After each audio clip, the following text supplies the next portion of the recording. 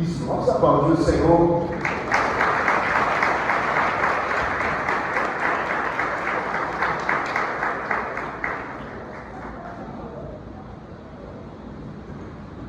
É o Silas e a Sara, gente, que estão aqui conosco. São irmãos do pastor Carlos, vieram lá de Uruguai para celebrar conosco aqui. Amém? Isso, pastor, deixa o Senhor bem à vontade. Muito obrigado, é uma honra receber o Senhor. Muito obrigado por sempre nos abençoar. Amém? Graças a Deus. É muito bom estar aqui, apesar do calor. Mas é muito bom estar aqui. Eu estava olhando para o irmão que estava na bateria ali dentro, ele deve estar assando ali dentro, coitado. E deve ser lugar de assar bolo, né? Aí bota o irmão para bater lá dentro. Porque todo lugar aqui é quente. Onde você vai, o negócio está quente. E hoje à tarde nós tivemos, eu e o pastor Wilson, fomos até São Pedro dos Ferros, visitar um pastor amigo. E na volta, fomos para casa e fomos tomar um banho. E ali na casa dele, por incrível que pareça, quando eu liguei o chuveiro, estava quente, que era uma maravilha. Eu falei, gente, até o chuveiro aqui está quente. Eu pensei que eu ia ter uma água geladinha, aquela água gostosa para tirar aquele cansaço, mas estava bem quentinha, viu? E era chuveiro elétrico, não era o quentinho natural, não, era chuveiro elétrico, nível. Aleluia! Eu falei, aqui não tem como correr. E, gente, você está vivendo essa temperatura, vai viver mais ainda. Eu queria que você abrisse a palavra de Deus nessa noite. Nós vamos meditar no Evangelho de Mateus, capítulo 19. É uma palavra que Deus tem colocado no meu coração há alguns dias, e nós temos pensado algumas coisas aqui importantes no capítulo 19 de Mateus. Mateus, capítulo 19. É interessante que sempre no trabalho do ministério, né, Deus tem me levado por muitos lugares.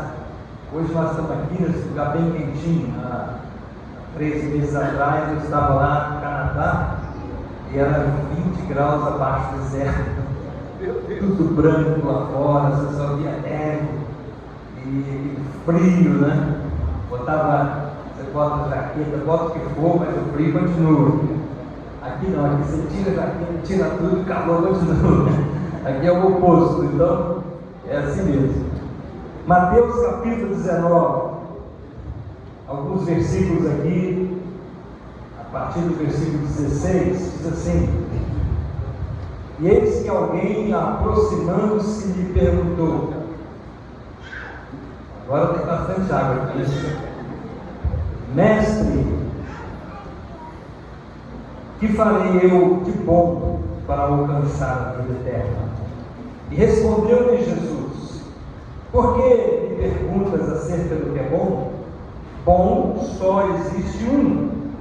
Se queres, porém, entrar na vida, guarda os mandamentos.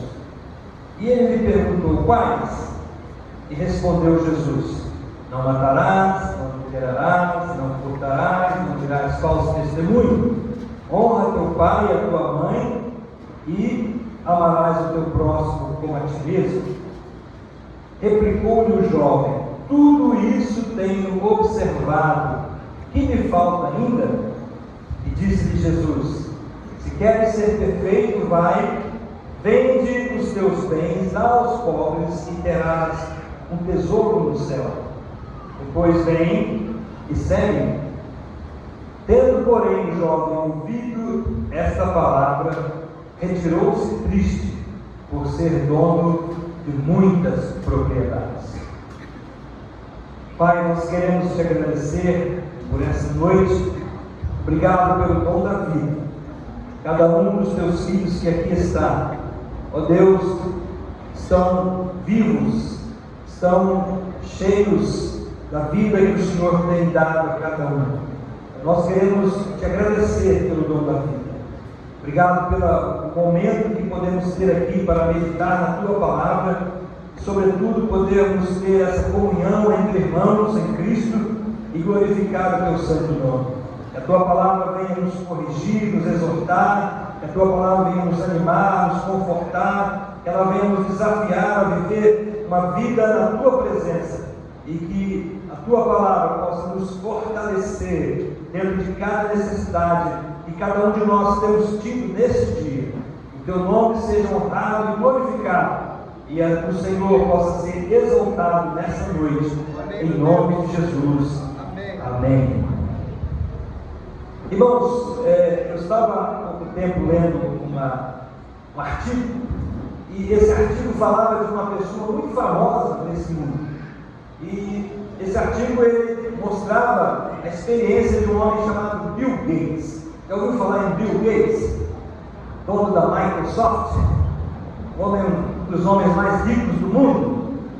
E falava que ele foi convidado para ir para uma escola, era uma conferência que estava acontecendo naquela escola nos Estados Unidos. Ele foi convidado para dar uma palavra lá, ele foi um convidado de honra.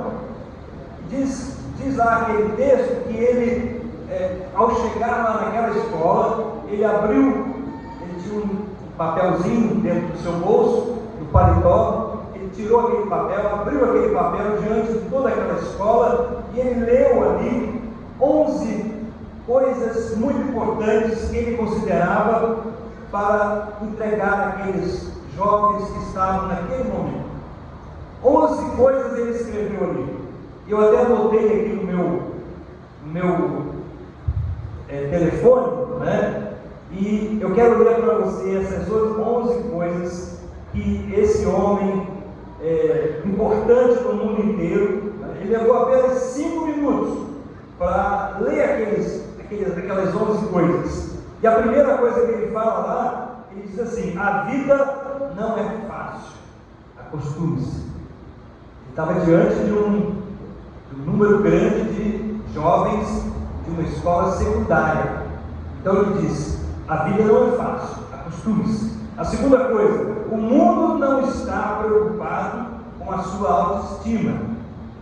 O mundo espera que você faça algo de útil por ele antes que você se sinta bem consigo mesmo. Presta atenção. Terceiro, você não vai ganhar $3.000, no caso, né, lá nos Estados Unidos, por mês, depois de sair da escola ou faculdade.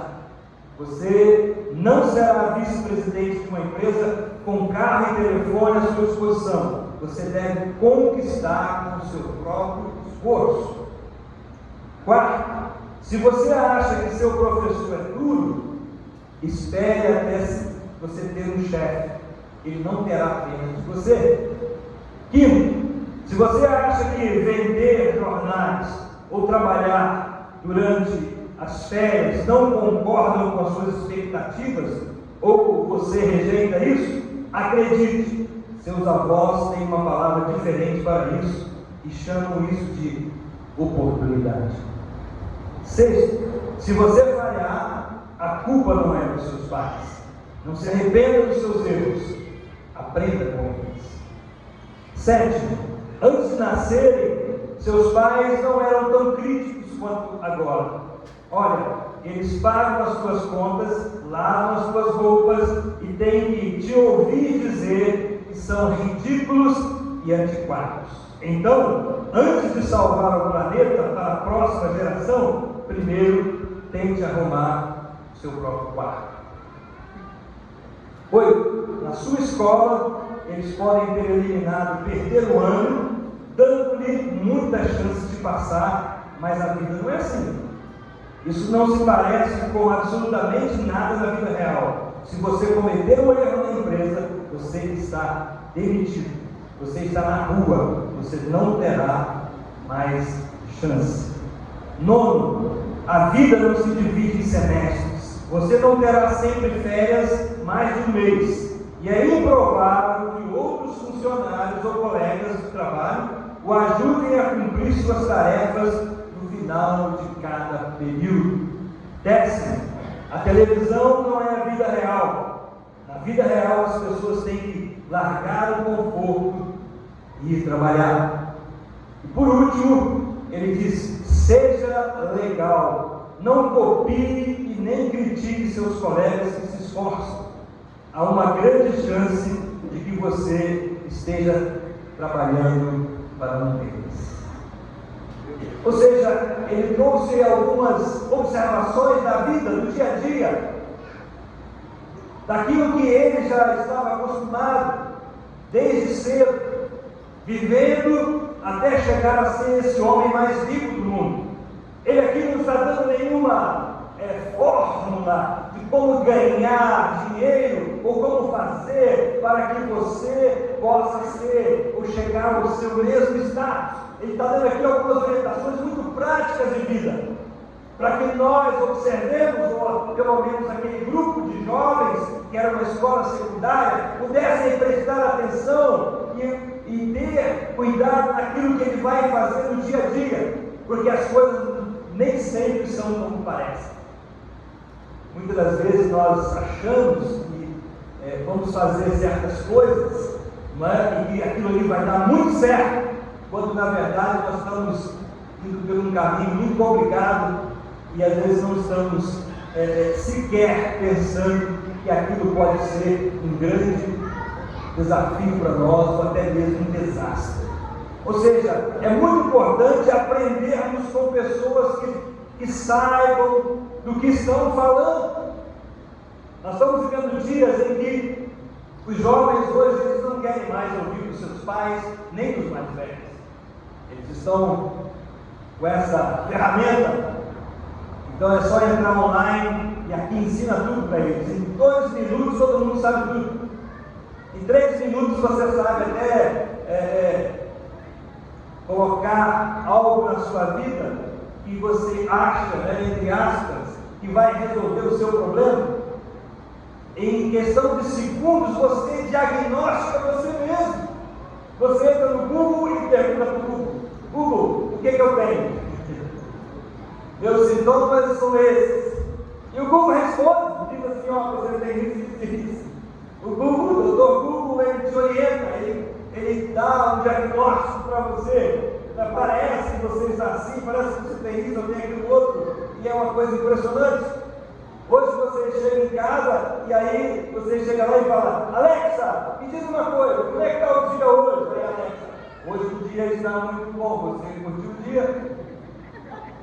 Você conversa com a máquina conversa com você. É a fórmula que as pessoas estão cada vez desenvolvendo para que elas parem de se relacionar uns aos outros.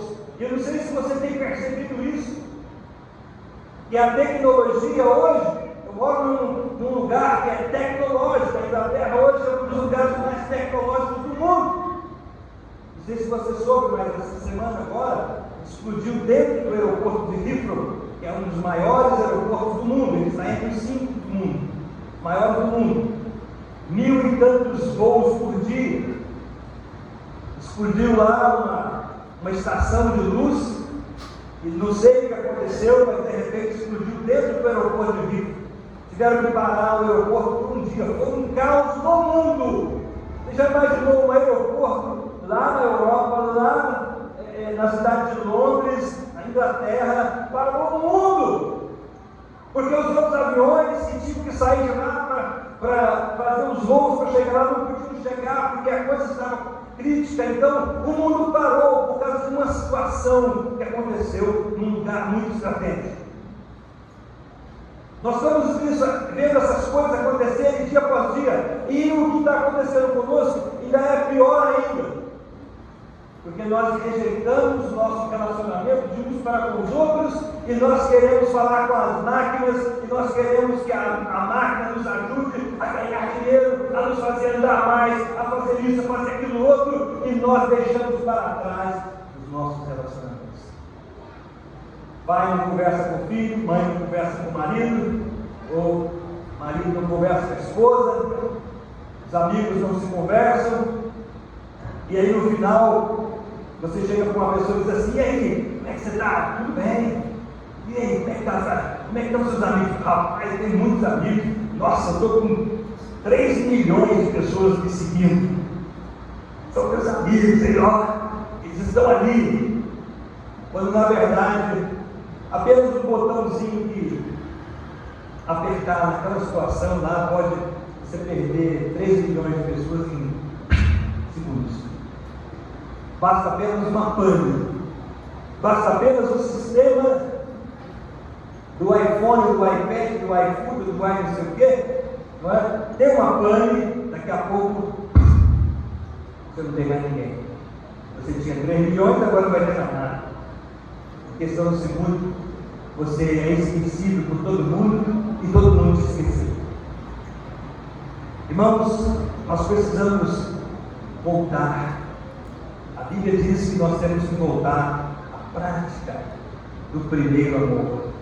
Voltar à prática daquilo que importa, aquilo que é verdadeiro. Exatamente isso foi o que Bill Gates tentou falar para aqueles jovens. Parem de viver lá nas alturas. Parem de pensar que vocês vão ser esses excelentes profissionais sem nenhum trabalho, sem nenhuma dureza, sem se envolver com as coisas. Há poucos dias eu estava conversando com um amigo meu, que é pastor, e ele estava me falando lá em Belo Horizonte e algumas faculdades que nós temos hoje, universidades federais. Ele estava me dizendo: pastor, olha, é terrível ver o que está acontecendo nas nossas universidades federais.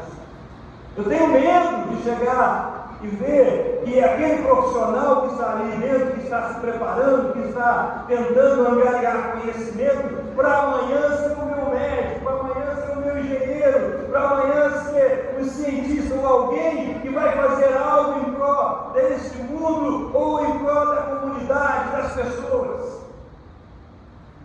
E você chega lá e você vê aqueles alunos não estudam, vivem praticando, tomando drogas, praticando sexo ilícito, fazendo um montão de coisas, e estudo mesmo que é bom.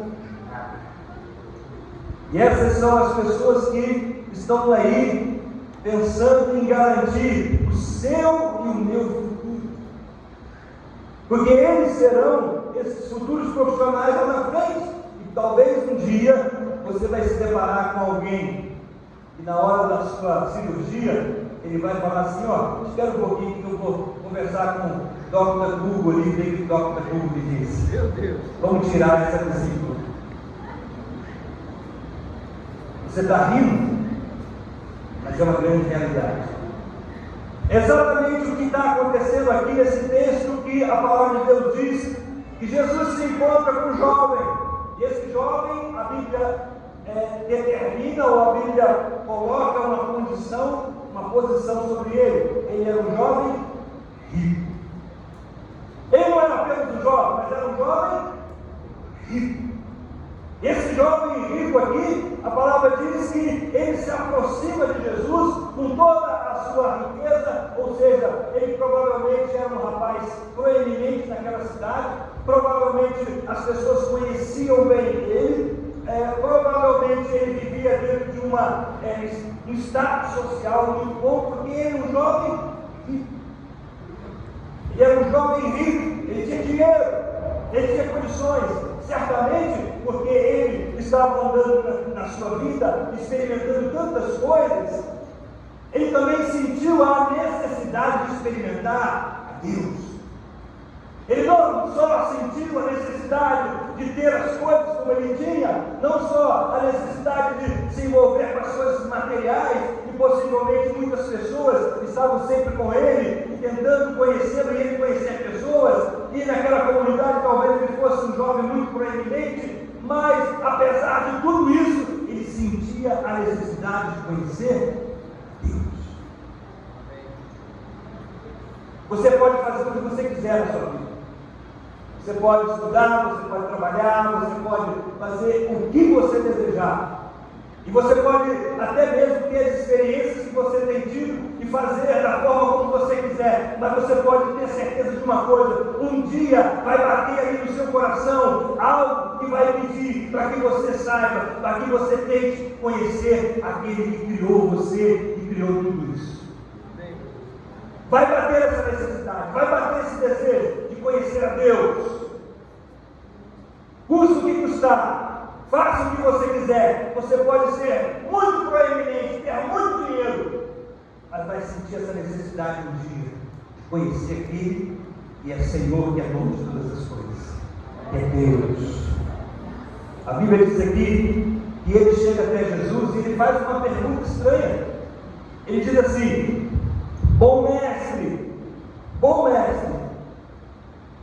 que farei eu de bom para alcançar a vida eterna? Ele chega diante de Jesus e ele faz essa pergunta: o que farei eu de bom para alcançar a vida eterna?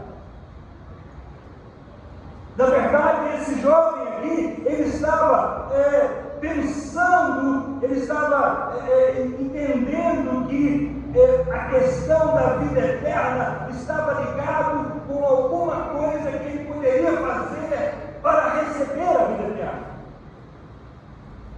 Na verdade, ele se achava merecedor da vida eterna, porque ele estava tentando conversar com Jesus e dizer para Jesus: olha, o que eu posso fazer de bom para ganhar a vida eterna? Ou seja, a vida eterna que Jesus estava falando, ou mesmo Jesus estava anunciando através dos seus discípulos e aonde ele ia, não tem nada a ver com esse envolvimento material ou esse fazer que nós achamos que fazemos, porque eu vou fazer ali uma caridade, vou fazer alguma coisa boa e sou merecedor da vida eterna. Isso é o que as pessoas aí fora eles sempre fazem. Eu vou dar uma esmola ali para um mendigo, eu vou ajudar fulano e tal, eu vou fazer isso, vou fazer aquilo, porque isso vai me fazer merecedor de ir para o céu, de entrar nas mansões celestiais, de ser assunto lá onde Deus me quer. Então eu vou ser merecedor de ir para o céu. E aí Jesus responde para ele uma coisa interessante. Jesus disse para ele assim: por que me perguntas acerca do que é bom? Bom só existe um, que é Deus. Se queres, porém, entrar na vida eterna, guarda os mandamentos. Olha só o que Jesus falou para ele: se você quer entrar na vida eterna, você precisa guardar os mandamentos. E na mesma hora ele perguntou quais são. E Jesus citou alguns mandamentos para ele. Jesus disse assim, respondeu: não matarás, não adulterarás, não furtarás, não dirás falso testemunho, honra teu pai e tua mãe, e amarás o teu próximo como a ti mesmo. Naquele exato momento, Jesus responde para aquele homem, responde para aquele jovem rico: olha, você é capaz de cumprir os mandamentos? E qual foi a resposta daquele jovem? Ele disse assim: tudo isso aí eu tenho observado desde a minha mocidade. O que me falta ainda? Ou seja, além de ele fazer a pergunta, achando que ele era merecedor da salvação ou da vida eterna, se ele fizesse algo de bom, ele ainda responde a Jesus dizendo: olha, aqui eu estou como uma pessoa que já observei e observa esses mandamentos desde a minha infância. E aquele jovem achou que ele era merecedor de ter a salvação, observando apenas os mandamentos. Muitos de nós acreditamos também nisso. No nosso dia a dia, a gente acha que, se eu sou bonzinho, se eu faço isso, se eu faço aquilo outro, se eu respeito o pai e a mãe, se eu não roubo, não bebo, não fumo, não faço isso, não faço aquilo, então eu também tenho direito de ir para o céu. E as pessoas aí fora pensam que o céu é esse lugar de favor, que as pessoas vão entrar para o céu e tem um anjo ali, ou tem alguém que vai fazer um favorzinho e vai cuidar de você de certa forma, porque você é bonzinho, porque você deu um dinheirinho, porque você fez uma caridadezinha, e você acha que porque você fez isso, eu fiz a minha obrigação religiosa, e o céu não é lugar de religioso, porque religioso não vai entrar no céu, só vai entrar no céu aqueles que estão remidos e lavados pelo sangue de Jesus, que um dia foram perdoados pelos seus pecados e aqueles ao qual Deus deu o direito de entrar. Aquele jovem, ele revelava que guardar os mandamentos no seu coração era mais importante do que ter um coração rendido a Deus. E a Bíblia fala aqui que ele era um observador, ou seja, ele mostra mais uma vez a sua justiça própria. Ele acha que é suficiente seguir a lei, externamente ou teoricamente falando, observar a lei e até mesmo cumprir a lei de uma forma de longe, não na prática do dia a dia, porque ele só observava. A Bíblia diz aqui: desde a minha mocidade eu observo essa lei. E esse é o grande problema das nossas comunidades, do ser humano nos dias de hoje.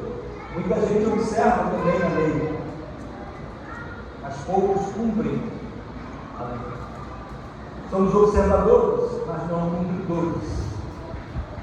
E isso é tão verdade que nós não cumprimos a lei, que nós somos capazes, em primeiro lugar, de quebrar a lei aqui dos homens. Nós estamos quebrando a lei que foi estabelecida no nosso país aqui, todos os dias, todas as horas.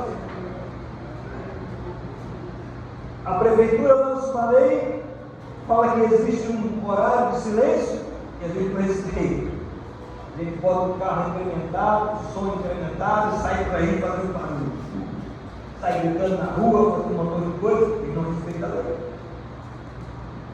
Sai do carro, na rua ali, proibido ultrapassar. A pessoa vai lá, está com pressa, vai ir ultrapassa.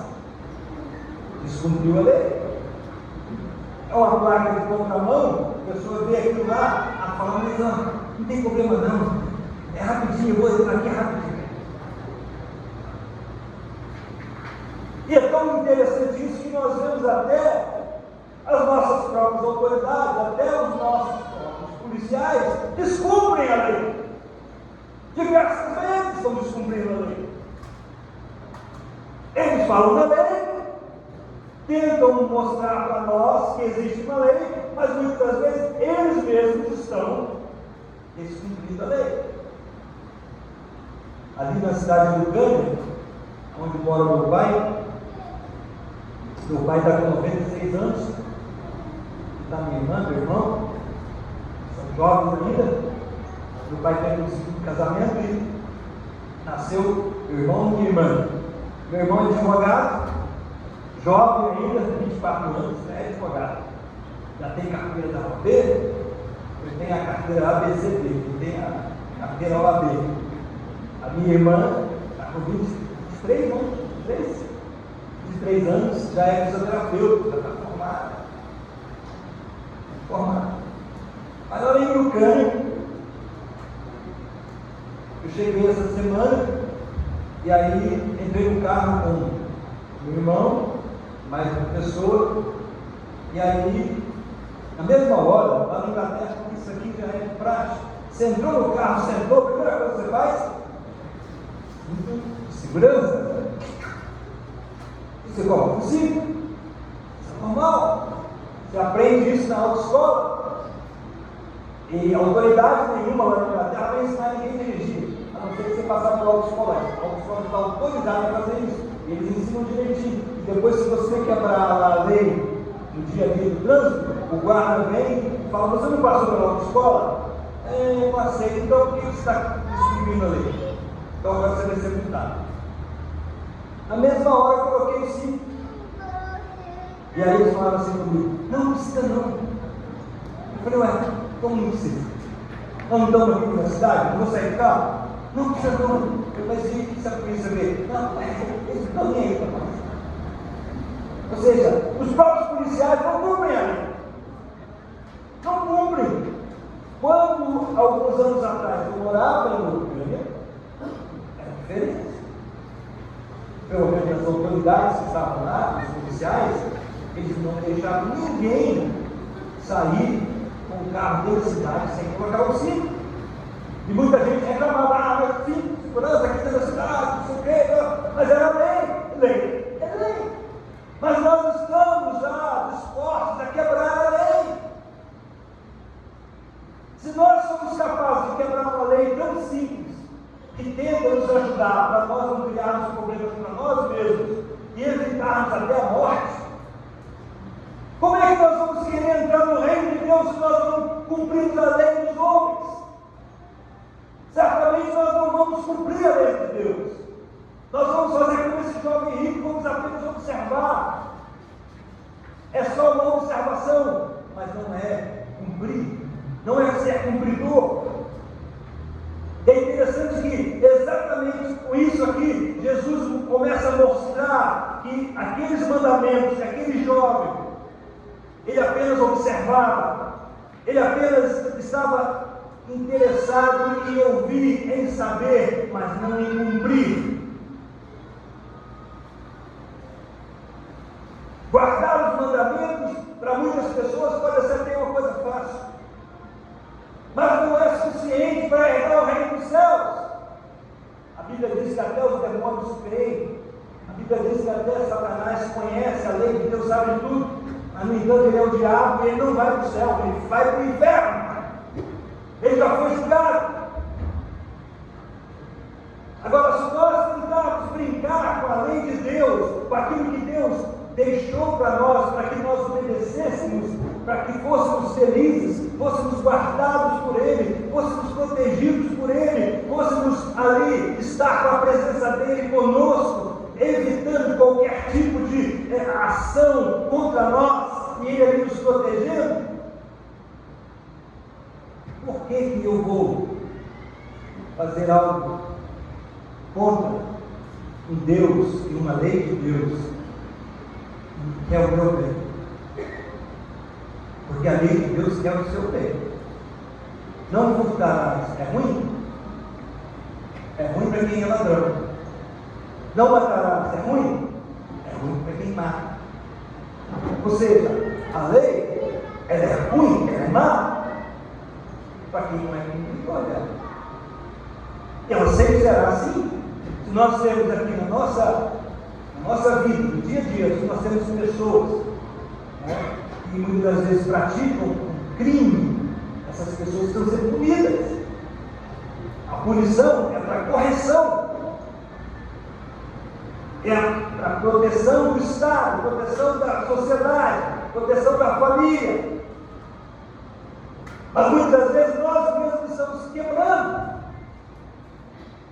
Essa semana eu estava em Belo Horizonte, entrei no Uber, o motorista falou para mim: o senhor ouviu a reportagem de ontem? Eu falei: como assim?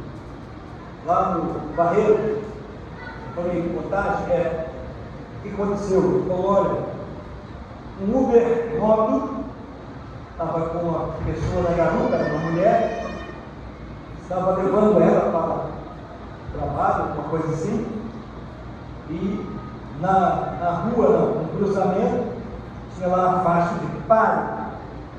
Ele não parou, prosseguiu. Na hora que ele prosseguiu, o ônibus veio e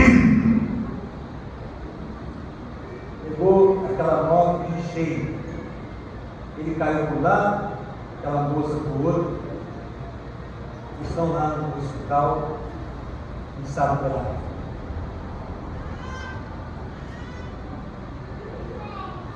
Simplesmente porque deixou cumprir a lei. Está escrito na página.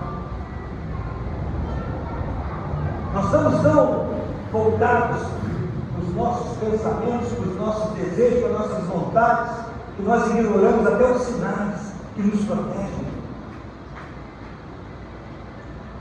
É por isso que você e eu precisamos dar uma paradinha na nossa vida. É hora de nós começarmos a pensar seriamente no que é mais importante para nós.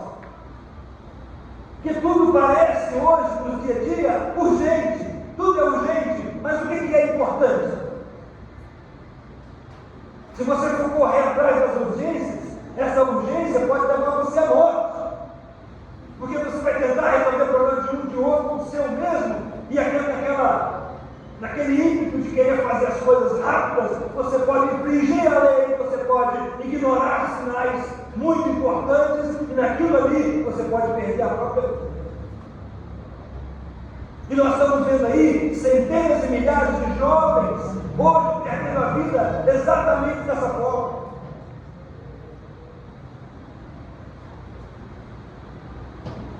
Talvez aquelas notícias que nós recebemos ontem de alguém que perdeu a vida não importa muito para você, porque não é seu parente, você não conhece, você não está nem aí.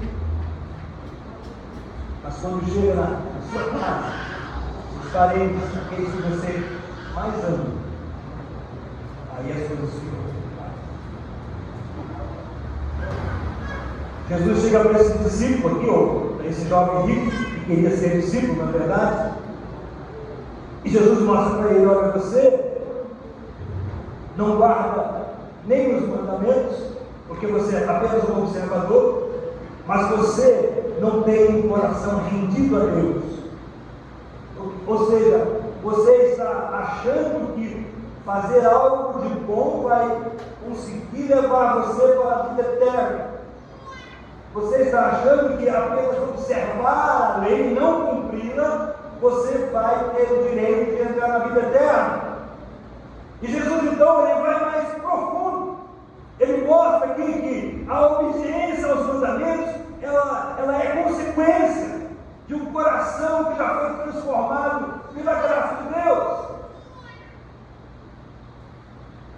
As pessoas que obedecem o Evangelho, a palavra de Deus, que é as leis de Deus, isso é consequência de alguém que teve um relacionamento com Ele, com Deus, profundo, e que agora entende que o melhor é fazer o que Deus manda fazer, que é seguir as ordens, que é seguir as instruções, o caminho de Deus. Como diz a Bíblia, há caminho que ao homem parece ser bom, mas no final deles são caminhos de morte.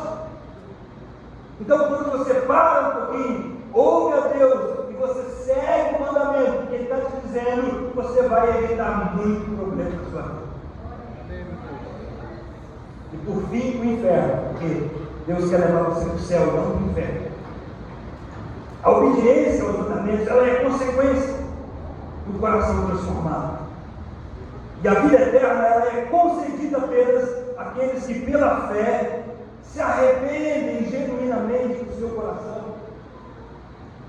E é uma coisa muito interessante aqui, porque Jesus ele desafia aquele jovem, ele diz assim: ó, então tá bom, se queres ser perfeito, vai, vende tudo que tens, dá aos pobres e terás um tesouro no céu, você vem e me segue.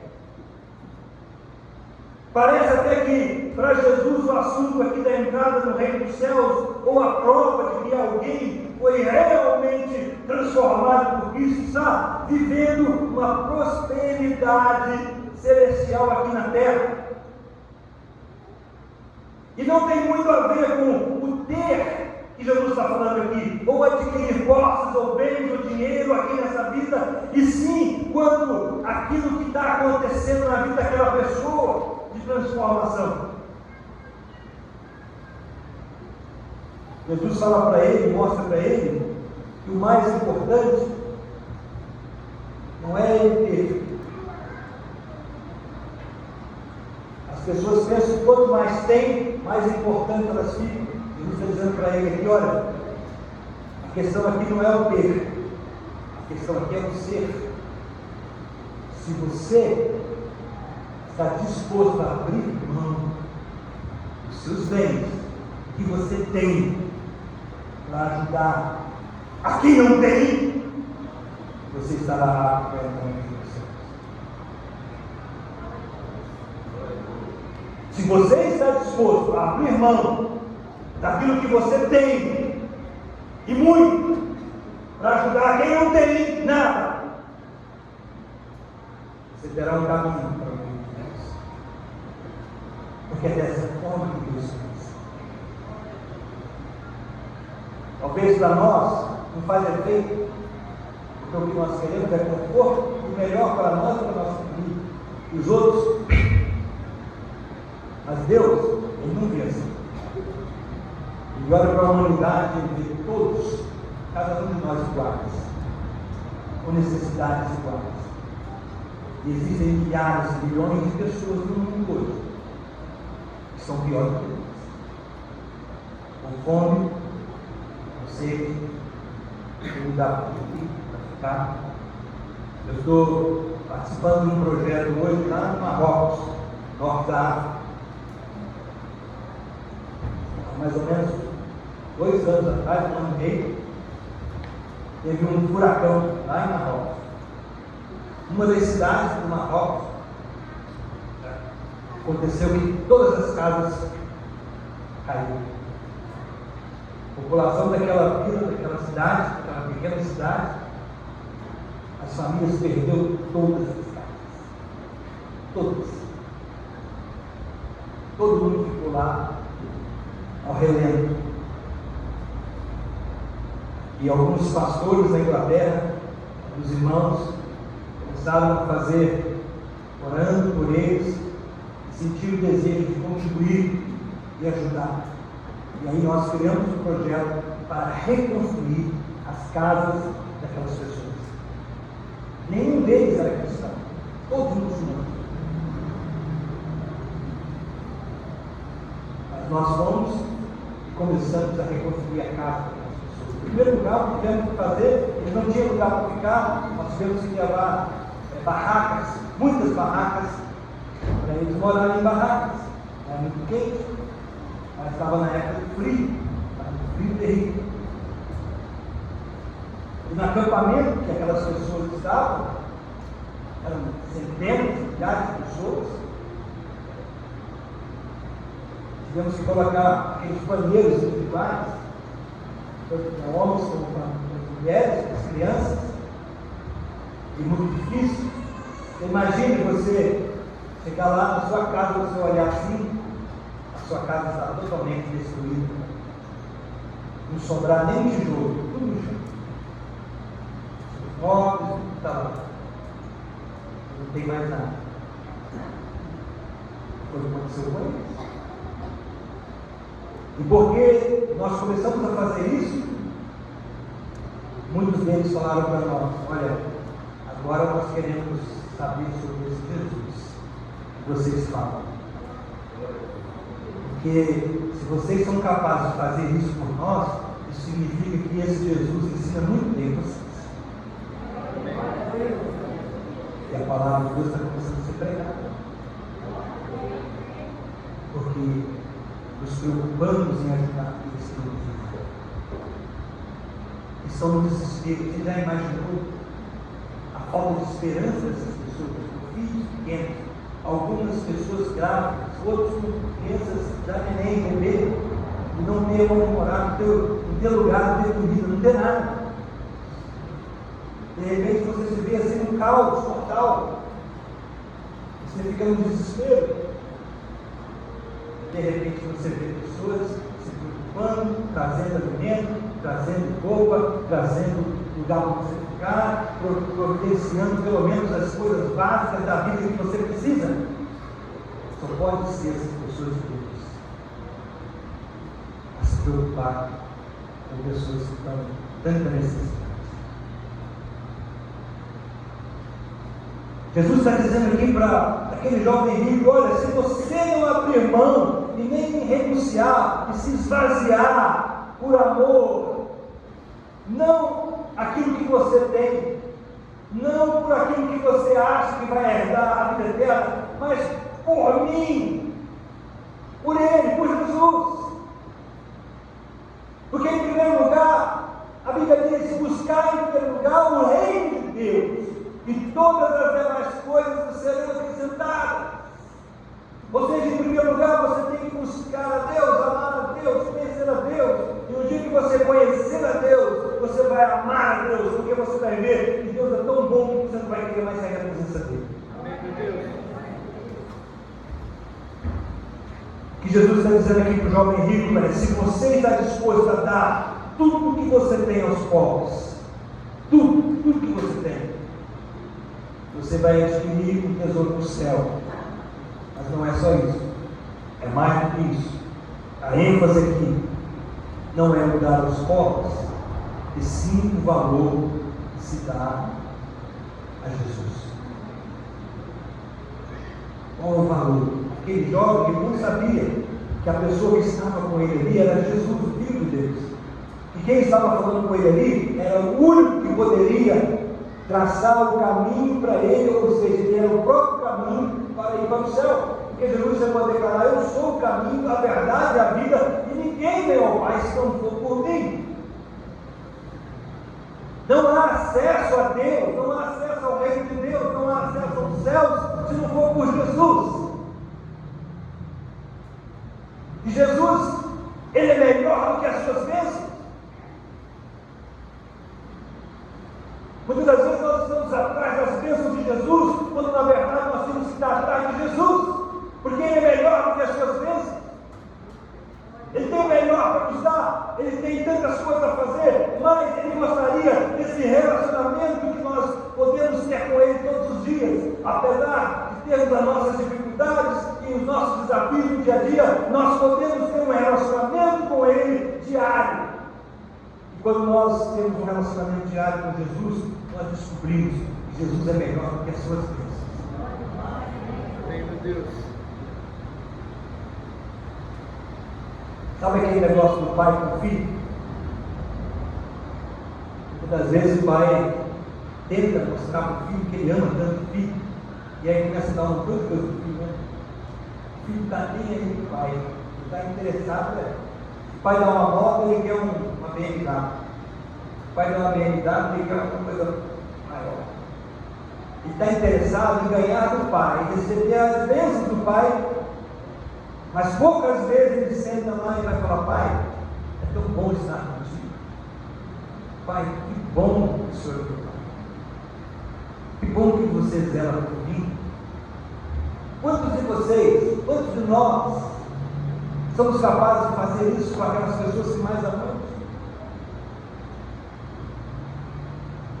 Muitas das vezes estamos interessados no que elas vão nos dar, vão promover para nós. Mas nós não somos capazes de chegar primeiro e dizer: olha, eu tenho um prazer tão grande de estar do seu lado, eu me sinto honrado com a sua presença, eu me sinto lisonjeado por ver que você é uma pessoa esforçada, trabalhadora, uma pessoa que sempre quer o melhor na minha vida, eu sei que você está sempre me ajudando, quero te agradecer, muito obrigado.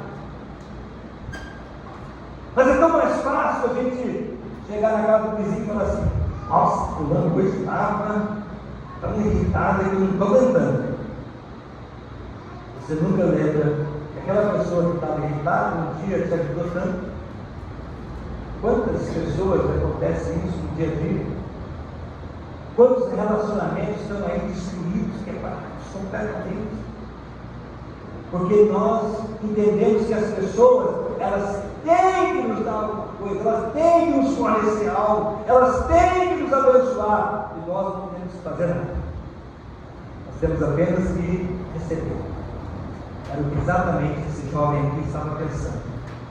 Ele achava que direito à vida eterna era algo de graça, e era de graça mesmo, porque Jesus estava dando de graça.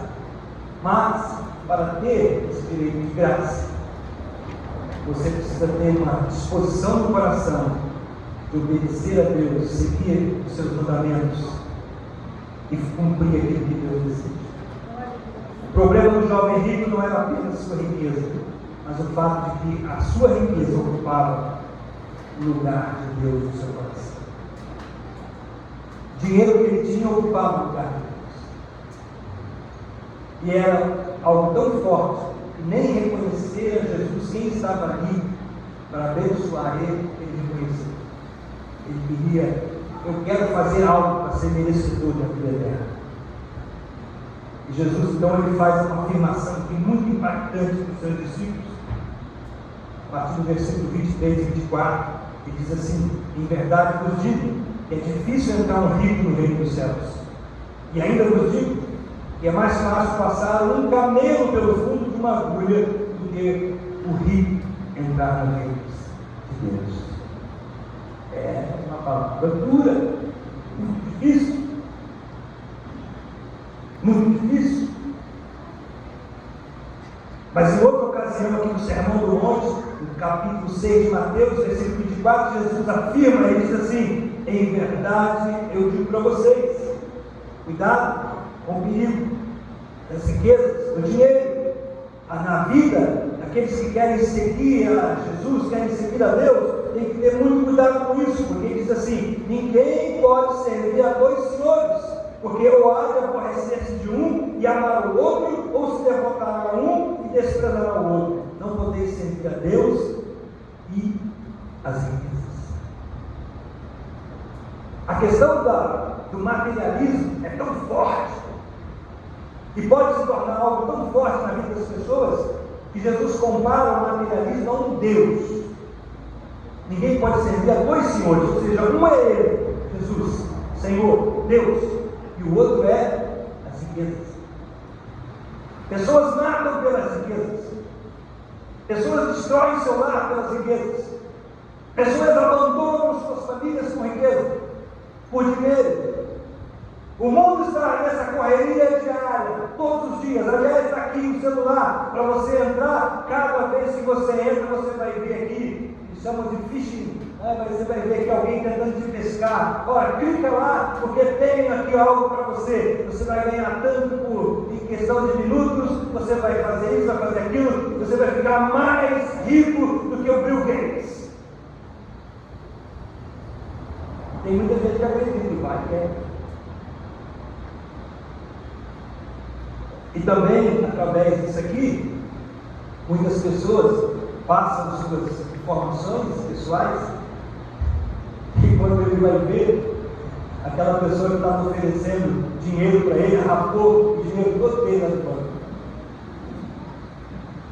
E nem percebeu, nem pôde. Mas como isso?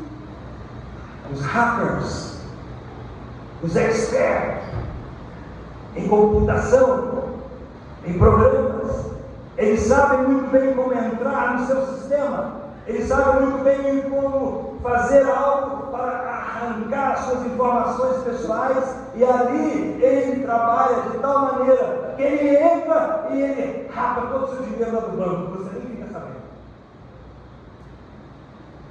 Eles fazem isso nos governos dos países, eles entram em nações e em governos e obtêm informações privilegiadas, confidenciais, tudo é secreto, e eles trabalham com essas informações.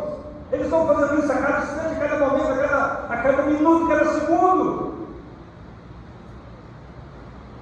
Mas nós não estamos preocupados com isso. Nós achamos que aqueles que simplesmente aparecem ali na nossa tela, que estão nos chamando para participar das coisas, eles são maravilhosos.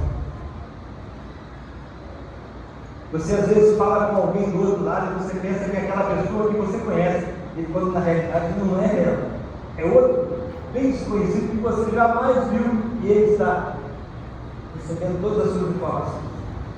Isso está acontecendo agora, nesse exato segundo. Não é para amanhã, não é para ontem, é agora, nesse exato minuto, nesse exato segundo. Pessoas estão aí perdendo tudo das suas vidas, algumas até sofrendo bullying e outras coisas mais.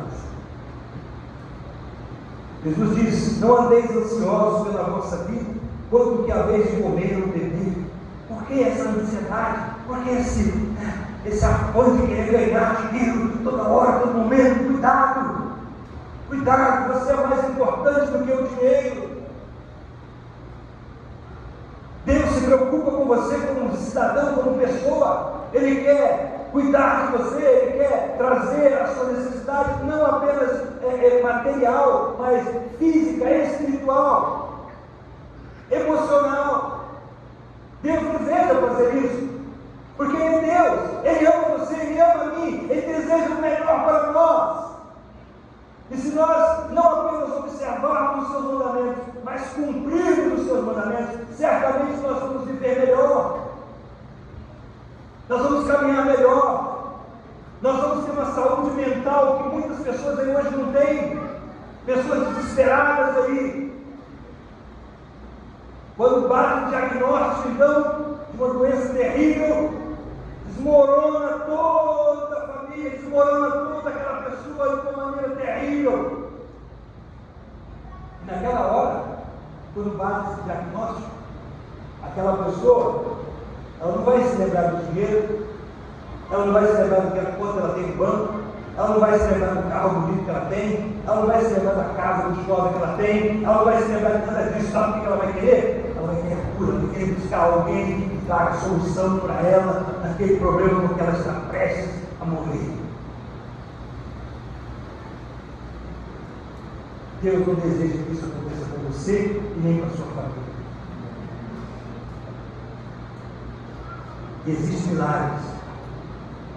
Quando você crê, Deus é capaz de abençoar você, curar você, libertar você.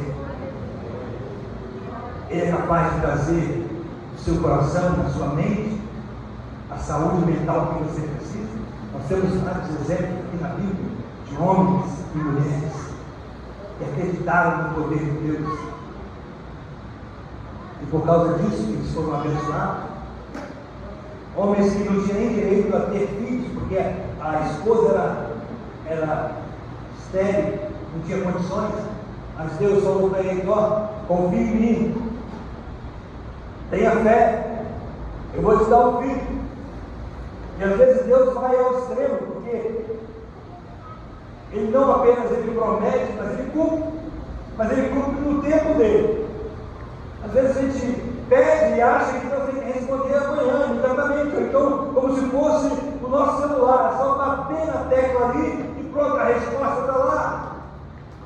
Quando na verdade muitos de nós nunca buscamos a Ele, nunca estamos ali dispostos a falar com Ele, mas quando vem algo tão terrível, nós abrimos o coração para Ele, Ele está ali disposto a falar conosco e nos abençoar.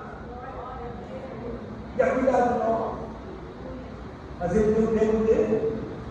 Ele pode fazer você passar pela situação, Ele abençoar você através da mão do próprio homem, do médico ou de alguém, ou Ele pode Ele mesmo tratar você e curar a sua enfermidade, libertar você e trazer a você aquilo que você precisa.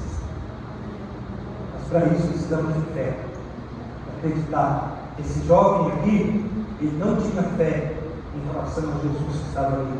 Ele achava que ele iria ter para alcançar a vida eterna se ele fizesse algo para Deus ou para o Senhor. A Bíblia diz que sem fé é impossível agradar a Deus.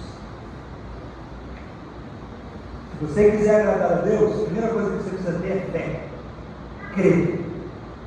E as pessoas que já passaram por situações difíceis, muito difíceis, enfermidades terríveis e foram curadas, pergunta para elas se elas tiveram fé ou não. Se não fosse a intervenção de Deus, se não fosse a fé que ela teve, ela não conseguiria passar por tudo. Eu vou encerrar aqui trazendo para você um conselho do homem mais sábio da vida que existiu antes de Jesus, que foi Salomão. Ele diz assim: duas coisas te pedi. Isso foi a oração que ele fez diante de Deus. Duas coisas: não me negues antes que eu morra. Afasta de mim a vaidade e a palavra mentirosa. Não me deis nem a pobreza e nem a riqueza. Mantém-me do pão da minha porção acostumada, para que porventuras de farto te não negue e diga: quem é o Senhor? Ou que empobrecendo venha a furtar e lance mão do nome de Deus. Salomão fez uma oração. Ele me pediu a riqueza e a minha pobreza. Ele simplesmente disse: me dá o suficiente. Deus, o suficiente que eu possa viver bem, que eu possa cuidar das pessoas, que eu possa ser generoso com as pessoas, que eu não venha dar nada de ninguém, que eu não venha tirar de ninguém, mas eu tenho o suficiente para mim e para aquelas pessoas que eu preciso abençoar. Jesus, Ele deseja que nós façamos exatamente isso. A história desse jovem rico nos traz alguns ensinamentos importantes, e esses ensinamentos mostram que para herdarmos a vida eterna com Deus, precisamos ter um coração aberto para Ele, em primeiro lugar. Abrir nosso coração para Ele. Não é apenas tentar negociar com Ele para entrar no reino dos céus. Não é negócio. O apóstolo Paulo chegou a dizer que se nós tentarmos negociar com Deus, nós não vamos receber nada. Porque o que Deus tem para nós, a promessa dele para nós é de graça. Deus não vai te cobrar nada. Não vem das suas obras para que você não seja glorificado, mas vem de um coração aberto para Deus. A partir do momento que você abre o coração para Deus, você recebe a bênção de Deus.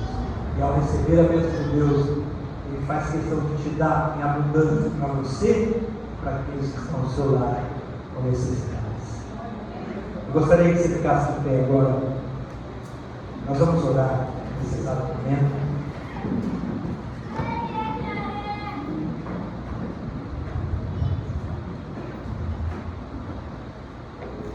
Nós vamos orar nesse exato momento. Os irmãos do povo estão aqui. E eu queria que você fechasse os seus olhos nesse momento. Agora não é você e as pessoas, agora é você e Deus. Você veio aqui nesse lugar para cultuar a Deus. Você não veio apenas para ver as pessoas, ter uma comunhão com elas, ou fazer outra coisa. Na verdade, você veio aqui para adorar a Deus. Você sente necessidade no seu espírito de ter uma palavra de Deus. Porque o único que pode salvar você é Deus. O único Senhor da sua vida é Deus. Nenhum outro pode ser. Nem as riquezas podem ser. E você sabe muito bem que sem Deus na sua vida, sem a presença dEle, você não consegue avançar no seu dia a dia e alcançar aquilo que Deus deseja de você. Jesus falou para aquele jovem: se queres ser perfeito, vai, abre mão, vende tudo que tens, dá aos pobres e terás um tesouro no céu, depois vem me seguir. Jesus aqui não está tentando mostrar aquele jovem que é mais importante somente dar para os pobres. O que ele está tentando dizer para aquele jovem rico é que Jesus, ele é mais importante do que qualquer coisa na vida. Para ter um tesouro no céu, nós precisamos receber Jesus como Senhor e Salvador das nossas vidas. Porque a entrada no céu não está ligado com o ter, mas está ligado com o ser e o fazer de acordo com a vontade de Deus. E nessa noite Deus quer que você entenda isso. Não é pelo que você faz, não é pelo que você tem, não é pela sua capacidade, nem muito menos pelo que você é pela graça dele. Não vem de vós, é dom de Deus. É um dom, a salvação é um dom de Deus para a sua vida e para a minha vida. Deus quer salvar você, mas para que Ele salve você, você precisa abrir o seu coração e dizer: Deus, entra na minha vida, entra no meu coração, eu quero. Como você quer que Deus salve você se você nem quer Ele? Não tem como. Não tem como Ele fazer algo. Ele não tem essa capacidade toda se você não quiser, porque Ele deu a você o livre arbítrio, ou seja, você tem o poder de recebê-lo ou rejeitá-lo. Deu essa capacidade. Qualquer ser humano pode dizer assim: eu quero Deus na minha vida, ou eu não quero saber de Deus na minha vida. Você pode fazer isso, mas também você tem que assumir as consequências de tudo isso que você faz. ou de recebê-lo, ou de rejeitá-lo. O que você vai fazer? Então, eu queria que você fechasse seus olhos agora. Eu não sei o que você está passando nesse momento, não sei qual é a sua necessidade, não sei qual é o milagre que você está buscando de Deus. Eu não sei até se você está realmente bem com você mesmo, com Deus, eu não sei, mas o Espírito Santo de Deus falou e tem falado a você nessa noite que o mais importante para você é Ele, é Deus, é o Senhor, é Jesus. Jesus é a pessoa mais importante da nossa vida. Se nós deixarmos de tudo e recebermos Jesus, nós vamos ter tudo o que nós precisamos, porque Ele mesmo prometeu: não estejam ansiosos por coisa alguma. Jesus é capaz de cuidar de nós, como Ele cuida dos passarinhos, como Ele cuida da natureza, como Ele cuida de todas as coisas. E nós somos mais importantes do que as coisas e os animais, porque nós somos a imagem e semelhança de Deus. Ele nos criou, Ele nos fez. Nessa noite, estamos aqui para orarmos por você.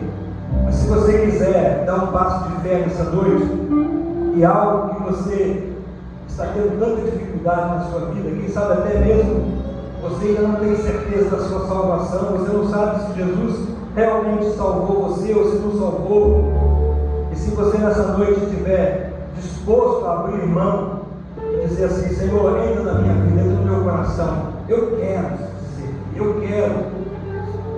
Talvez você seja até crente, esteja na igreja como Pedro estava.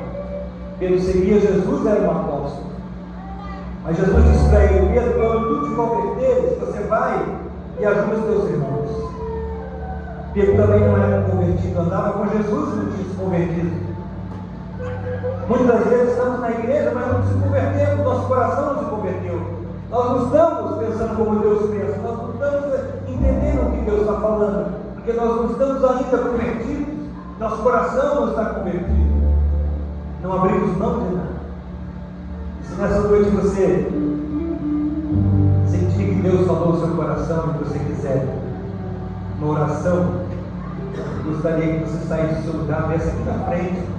À medida que você vai chegando, nós vamos orar por você, nós vamos clamar a Deus pela sua vida. Mas depende de você, eu não vou ficar chamando você para cá, só vou dizer essa vez: se você estiver interessado nessa oração e quiser vir para frente para nós orarmos pela sua vida, enquanto os irmãos vão estar aqui ministrando uma música ao seu coração, nós vamos estar orando por você, orando pela sua necessidade, por aquilo que você tem. Eu não sei qual que é, mas Deus sabe e você também sabe. Então, se você quiser colocar diante de Deus, nós vamos orar. Feche os seus olhos agora, todos com os olhos fechados. Apenas aqueles que querem vir aqui à frente, gostaria que nós orássemos. Então você vai sair do seu lugar e abre o seu coração para Deus, abre o seu coração para Jesus.